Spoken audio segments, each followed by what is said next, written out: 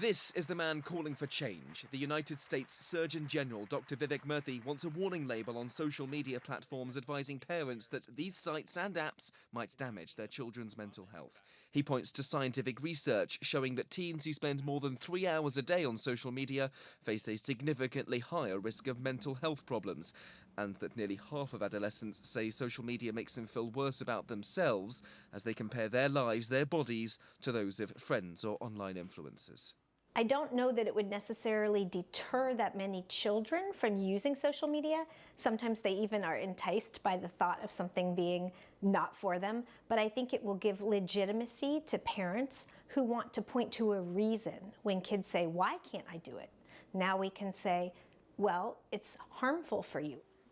Dr. Murthy's proposals being welcomed by many parents and medical experts alike.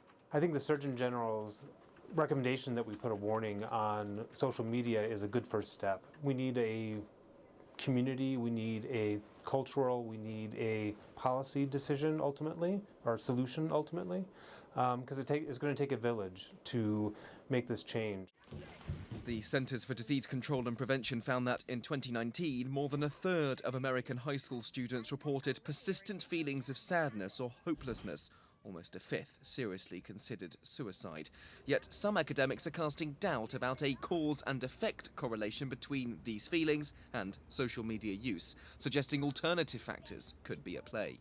The phenomena of adolescents getting access to smartphones and social media, this is something that's only existed since the early 2010s, right? And it takes time to conduct good research studies and for research studies to sort of build upon each other and for some sense of consensus to arise.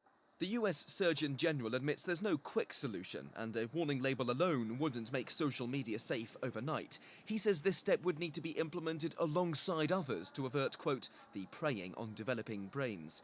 Jonathan Hadel has written extensively about how the rise of smartphone usage among adolescents leads to mental distress. He says the answer lies in far stricter age verification tools. We have to realize that a completely frictionless, anonymous virtual world in which a lot of kids are getting chewed up, we have to stop that. And it's going to require a little bit of inconvenience for adults. It'll be an extra step when you sign up for accounts on platforms that take your data. Lawmakers could help impose such measures. Age and warning labels on tobacco and alcohol products were enacted through legislation and have been successful in altering consumer behaviour.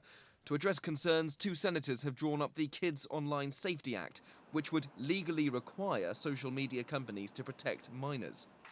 But New York Governor Kathy Hochul, who on Thursday signed a law in her own state aimed at shielding children from addictive algorithmic content, doesn't remain hopeful. Other states should start paying attention to New York. Even our Surgeon General called this out at the federal level. Anybody going to hold their breath waiting for a federal solution? Me either. It's a shame. Even if there's a breakthrough federally, tech firms, if challenged on Capitol Hill or in the courts, will likely oppose such efforts on the grounds that the science on harmful effects is inconclusive, and they may cite freedom of speech, a constitutional right, in order to try to defeat any bills. Benji Hire, CGTN, Washington.